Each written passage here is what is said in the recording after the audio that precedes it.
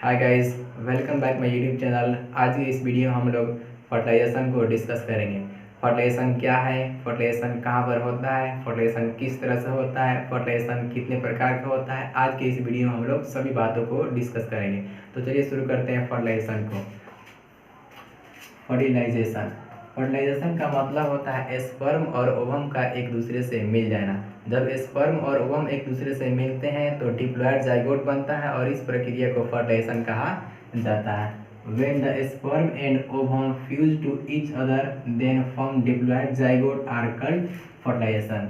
जब शुक्राणु और अंडाणु एक दूसरे से मिल जाते हैं तो द्विगुणित युग्मनज का निर्माण होता है। इसी प्रक्रिया को फर्टिलाइजेशन या निषेचन के नाम से जानते हैं। यहाँ पर आप देख सकते हैं यह स्पर्म और यह ओवम, ये दोनों आपस में मिले हुए हैं। इनके मिलने से द्विगुणित जाइगोट का निर्माण हुआ। इसी प्रक्रिया को फर्टिलाइजेशन कहा जाता है। अब एक बात यहाँ पर ध्यान रखेंगे, जाइगोट ही एक ऐसा हमारे बॉडी के अंदर सेल है जो कि हमारे हर एक ऑर्गेन को बनाने की रिस्पॉन्सिबिलिटी को रखता है। इसकी जो बनाने की कैपेबिलिटी है, इस कैपेबिलिटी को टोटिपोटेंसी कहा जाता है। मतलब यह जाइगोट हमारे बॉडी के कंप्लीट ऑर्गेन का फॉर्मेशन कर सकता है। इसके पास ये जो कैपेसिटी है, इस कैपेसिटी को टोटिपोटेंसी कहा जाता है। अब हम देखते हैं फर्टिलाइजेशन की प्रोसेस कहाँ पर होती है।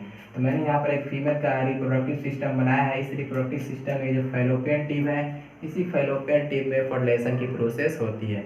हम जानते हैं कि फैलोपियन ट्यूब में 4 भाग होता है, फिम्ब्री, इनफंडिबुलम, एम्पुला और इस्टमस। इन चारों में से एम्पुला वाले रीजन में फर्टिलाइजेशन की प्रोसेस होता है। यहाँ पर ओवरी के अंदर ओवम बनता है और यह ओवम इस फिम्ब्री से पकड़कर फैलोपियन ट्यूब में लाया जाता है। और फैलोपियन ट्यूब में हम जानते हैं कि यहाँ पर छोटे छोटे रुआदार संरचना होता है जिसे सीरिया कहते हैं। और यह सीरिया इस एग को ऊपर की तरफ धकेल कर एम्पुला वाले रीजन पर पहुंचा जाता है और एम्पुला तक आकर यह एग आकर यहाँ पर रुक जाता है और वेट करता है स्पर्म का।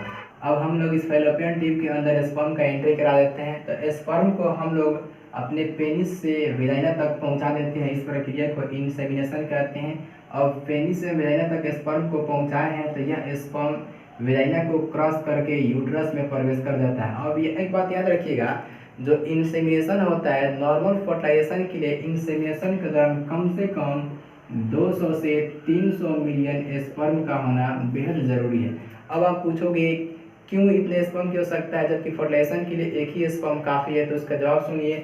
यहाँ पर कुछ ऐसे भी स्पर्म होंगे जो वेजाइना में ही डेथ कर जाएंगे और जो बचे कुछ स्पर्म होंगे वो वेजाइना से क्रॉस करके यूट्रस में प्रवेश करेंगे और यूट्रस के अंदर भी कुछ स्पर्म क्या हो सकते हैं, डेथ हो सकते हैं। क्योंकि यहाँ पर जो यूट्रस की जो सरफेस एरिया काफ़ी कम होता है, कभी कभी यूट्रस की दीवारें काफ़ी संकुचित होती है, सिकुड़ी हुई होती है। इस वजह से स्पर्म यहाँ पर क्या होते हैं, डेथ हो जाते हैं।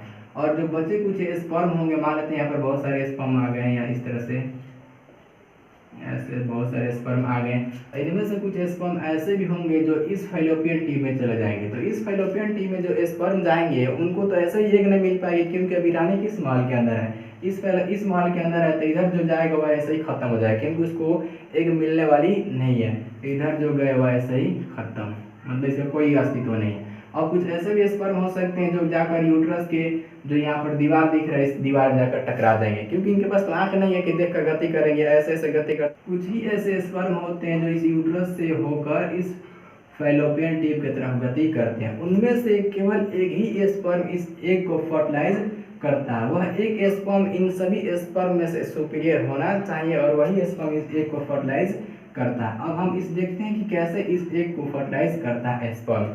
मैंने यहाँ पर एक फीमेल का जो एग होता है, इस एग का स्ट्रक्चर बनाया है। इस स्ट्रक्चर में आपको यहाँ पर दिख रहा होगा ब्लैक कलर से जो संरचना दिख रही है, जो लेयर बाहर की तरफ फैला हुआ है, इसे कोरोना रेडिएटा कहा जाता है।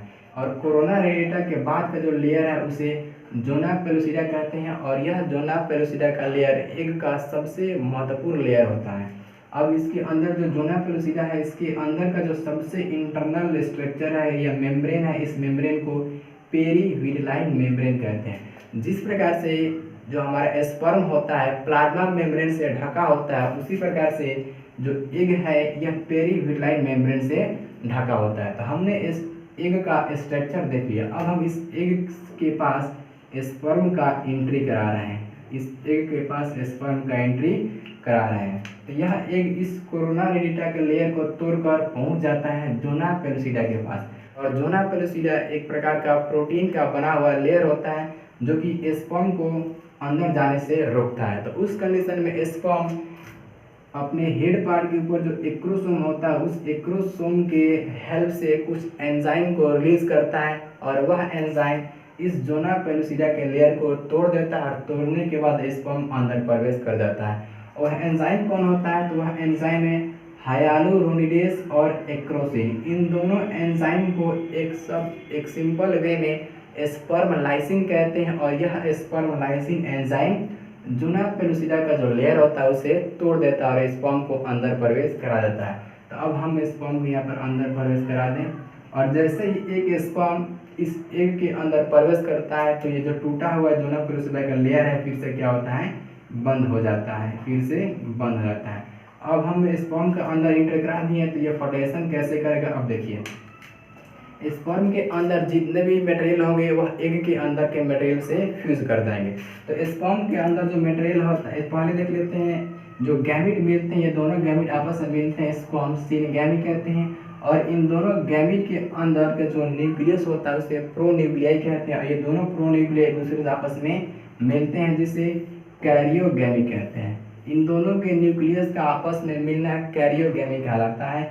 और इनके जो साइटोप्लाज्म होता है वो भी साइटोप्लाज्म एक दूसरे से मिल जाता है या मिक्सिंग होता है जिसे प्लाज्मोगैमी कहते हैं। और सबसे इम्पोर्टेंट इन दोनों के अंदर जो क्रोमोसोम होता है वो भी एक दूसरे से मिल जाता है। तो इन दोनों के क्रोमोसोम के मिक्सिंग को एम्फीमिक्सिस कहा जाता है, एम्फीमिक्सिस कहा जाता है। तो हमने इस तरह से देख लिया कि फर्टिलाइजेशन की प्रोसेस कैसे होती है। अब हम फर्टिलाइजेशन का टाइप देखते हैं, फर्टिलाइजेशन कितने तरह का होता है। टाइप्स ऑफ फर्टिलाइजेशन, फर्टिलाइजेशन के प्रकार।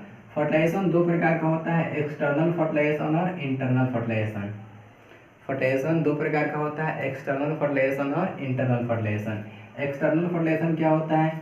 जब फर्टिलाइजेशन की प्रोसेस बॉडी के बाहर होता है तो इसे एक्सटर्नल फर्टिलाइजेशन कहते हैं। मतलब यहाँ पर जो स्पर्म और ओवम एक दूसरे से बॉडी के बाहर मिलेंगे तो जाइगोट बनेगा। इस प्रक्रिया को चाहे इस तरह के फर्टिलाइजेशन को एक्सटर्नल फर्टिलाइजेशन कहते हैं। और जो स्पर्म और ओवम हमारे बॉडी के अंदर मिक्सिंग होते हैं, एक दूसरे शरीर के अंदर मिलते हैं तो उसे इंटरनल फर्टिलाइजेशन कहते हैं। मतलब जब फर्टिलाइजेशन की प्रोसेस बॉडी के बाहर होता है उसे एक्सटर्नल फर्टिलाइजेशन कहते हैं और जब फर्टिलाइजेशन की प्रोसेस बॉडी के अंदर होता है तो उसे इंटरनल फर्टिलाइजेशन कहते हैं। एक्सटर्नल फर्टिलाइजेशन को टेक्निकल टर्म में इन विट्रो कहा जाता है। इन विट्रो का मतलब क्या होता है? बाहर। जो बाहर फर्टिलाइजेशन होगा उसे एक्सटर्नल फर्टिलाइजेशन कहेंगे और जो इंटरनल फर्टिलाइजेशन होता है इसे टेक्निकल वर्ड में इन विवो बोलते हैं, इन विवो। तो आप इस बात को याद रखिएगा, बोर्ड में कई बार ऑब्जेक्टिव पूछा गया कि शरीर के बाहर होने वाले निषेचन क्या कहते हैं? तो इन विट्रो। और शरीर के अंदर जो होता है निषेचन उसे इन विवो कहा जाता है। तो आज की वीडियो में बस इतना ही, मिलेंगे किसी अगले वीडियो में। जब तक के लिए थैंक्स लॉट। यदि आप चैनल पर नए हैं तो चैनल को सब्सक्राइब कर लीजिए क्योंकि इस चैनल पर आगे इसी तरह का वीडियो मिलता रहेगा।